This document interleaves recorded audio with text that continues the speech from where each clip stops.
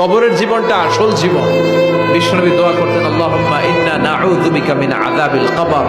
আল্লাহ, আমি আপনার কাছে কবরের আযাব থেকে পানাহ চাই, কবরের আযাব থেকে বাঁচতে চাই। এই কবরের মধ্যে অনেক ফিতনা হবে, অনেক সুয়াল হবে। কবরে প্রশ্ন আছে না নাই? কথা বলেন। প্রথম প্রশ্ন জিজ্ঞেস করা হবে, মার রব্বুক, তোমার রব কে? বলেন, আমাদের রব কে? ওমা দীনুক, তোমার ধর্ম কি?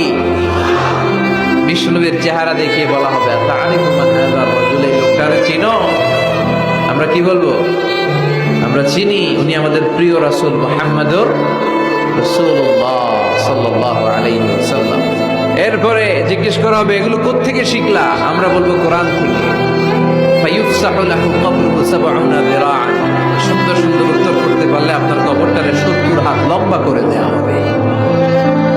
ইফতাহু লাহু বাবুন ইলাল জান্নাহ, জান্নাতের দিকে একটা দরজা লাগিয়ে